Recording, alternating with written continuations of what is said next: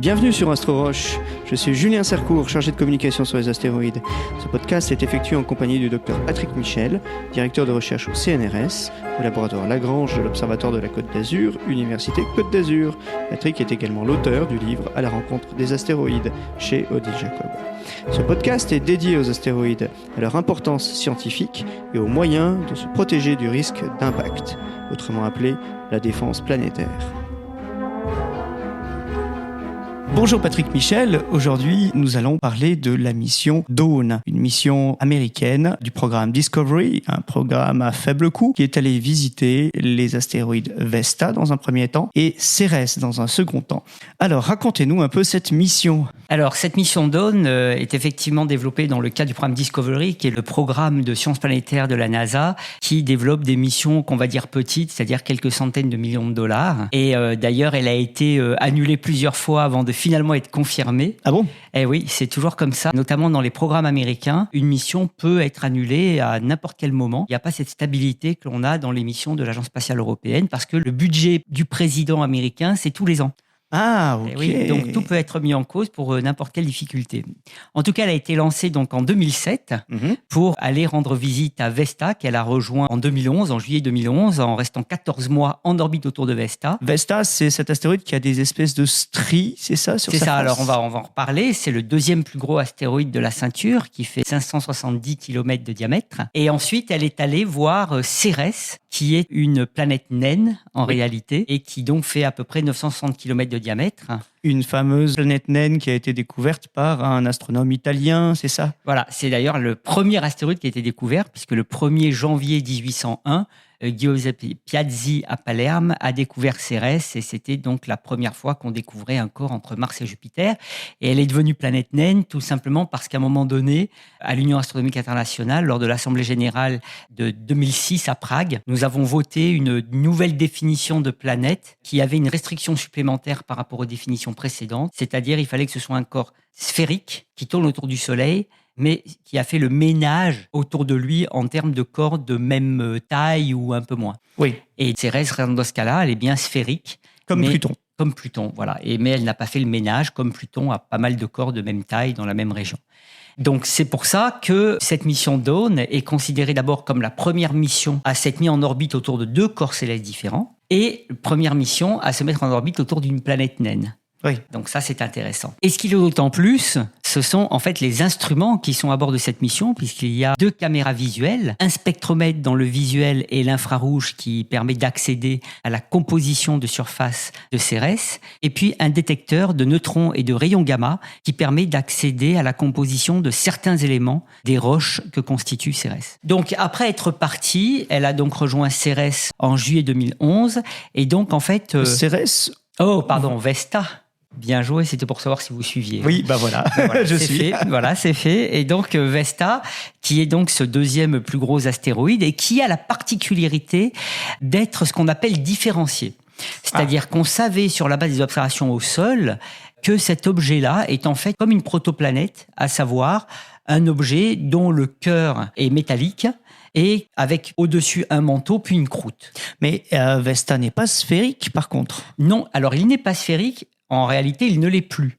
Ah, parce que justement, ce que l'on savait depuis la Terre, mais qu'on a découvert encore plus depuis l'orbite, c'est qu'il contient, dans l'hémisphère sud, un cratère dont la taille est quasiment aussi grosse que l'objet. Donc, c'est le cratère Veneneia, qui fait 400 km de diamètre. Le Vesta fait 570 km. Et donc, du coup, avec un tel cratère, s'il avait une forme sphérique, il l'a plus. L'astéroïde. Ça a dû être cataclysmique. Voilà, ça a été cataclysmique. Mais ce qu'on a découvert avec Dawn, une fois en orbite, c'est que non seulement il en a un cratère, mais il en a 2.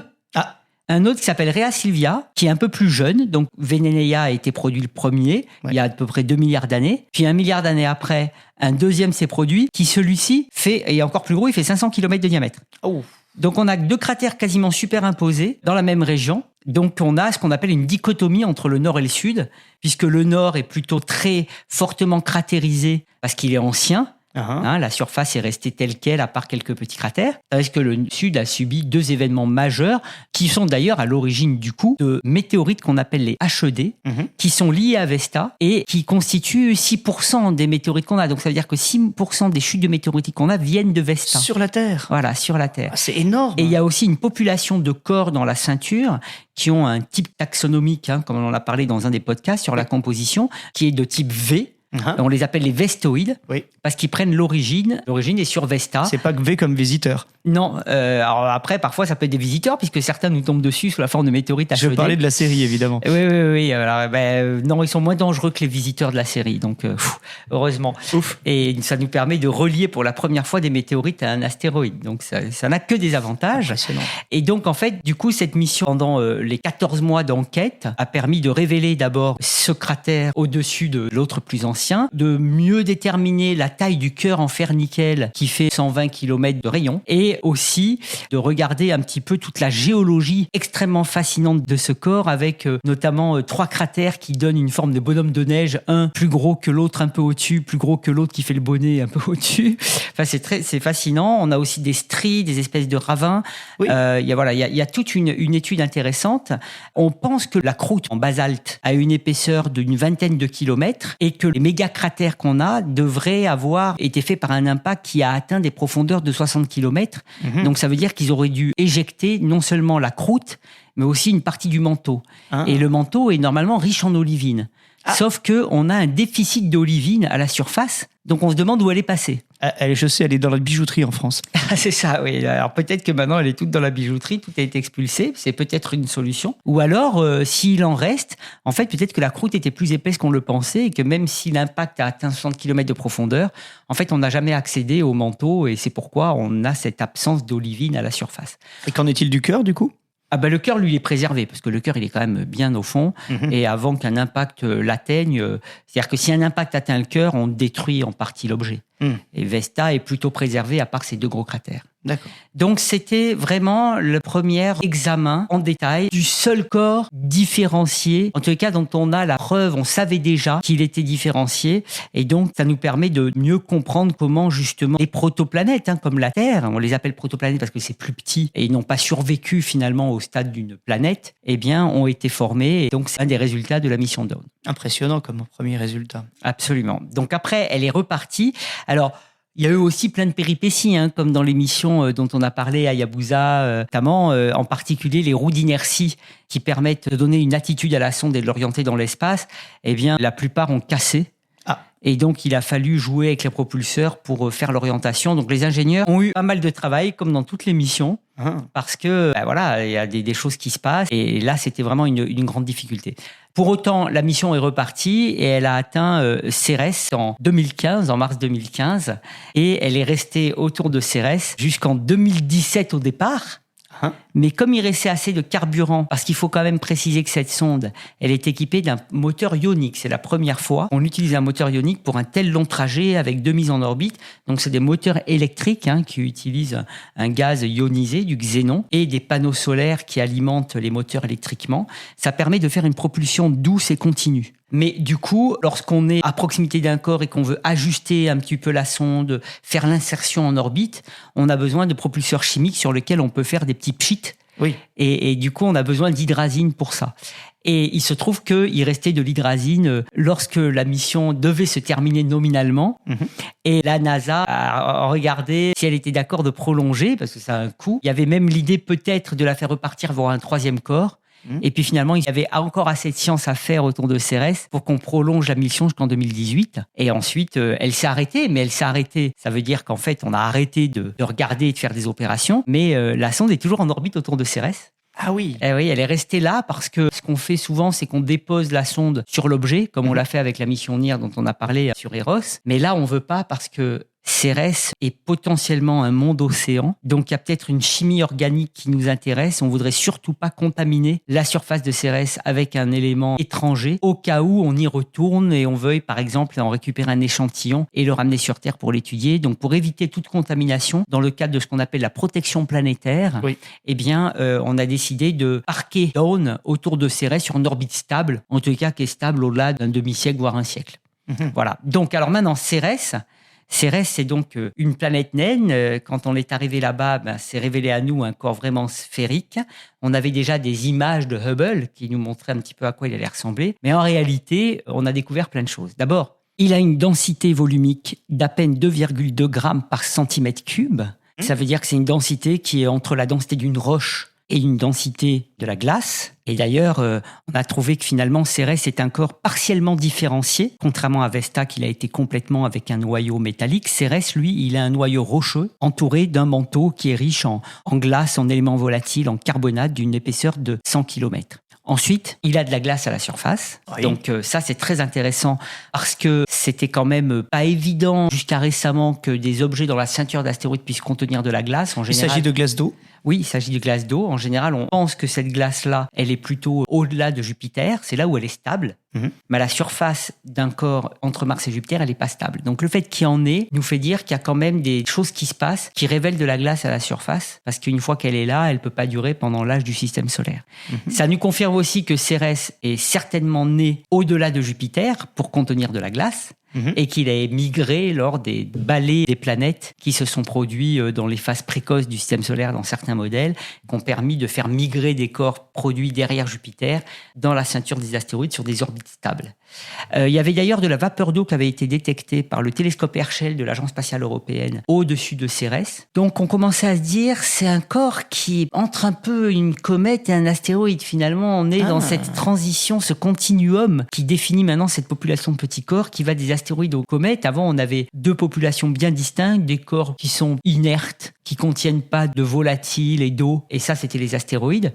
Et puis des corps glacés qui contiennent de l'eau, des volatiles et qui donc du coup émettent de temps en temps, lorsqu'ils passent près du Soleil, la glace se sublime en gaz directement et propulse de la poussière et ça nous donne ces magnifiques caractéristiques cométaires qu'on observe depuis la Terre. Les comètes par intermittence. Voilà, oui aussi. Et des astéroïdes actifs. Voilà. Et bien du coup, on a découvert des astéroïdes actifs.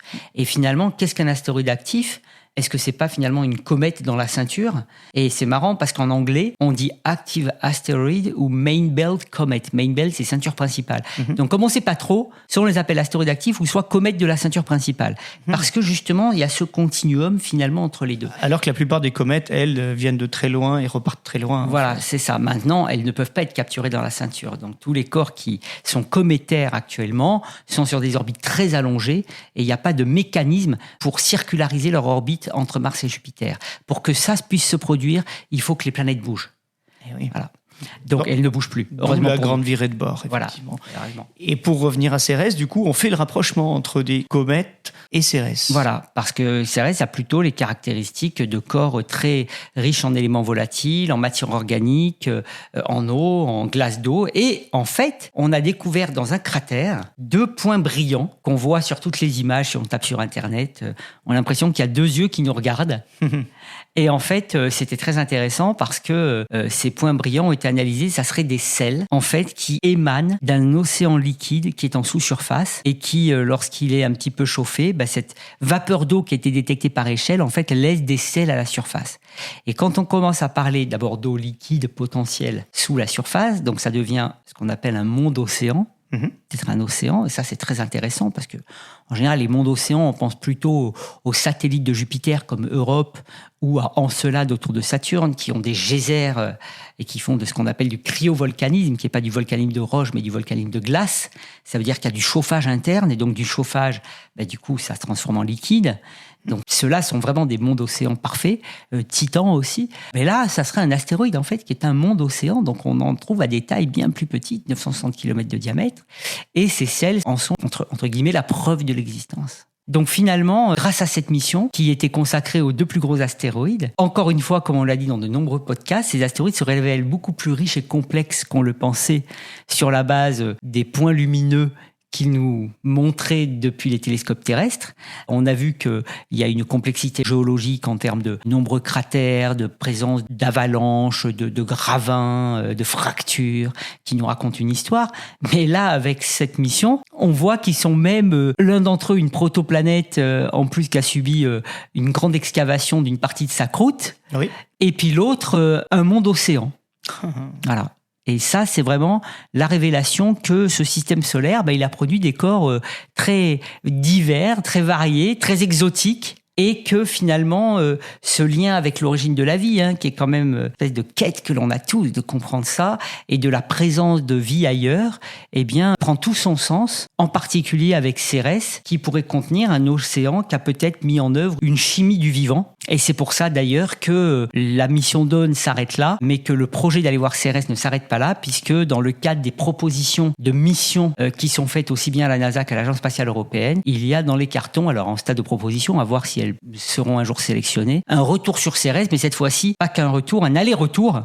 Parce que l'idée, ça serait d'aller voir Cérès et d'en ramener un échantillon sur Terre pour l'analyser en laboratoire, parce que là, on a vraiment un candidat qui permet, alors avec des échelles de temps assez longues, mais en tout cas techniquement, de faire cet aller-retour, ce qui serait plus difficile à faire si on veut aller voir des planètes externes, même s'il y a des projets dans les cartons, mais là, c'est quand même plus près, et de vérifier le lien entre monde-océan et chimie du vivant. Donc l'aventure ne se termine pas avec Dawn. Oui, effectivement, c'est passionnant. Merci beaucoup Patrick Michel et on se retrouve dans un prochain épisode d'Astro Roche.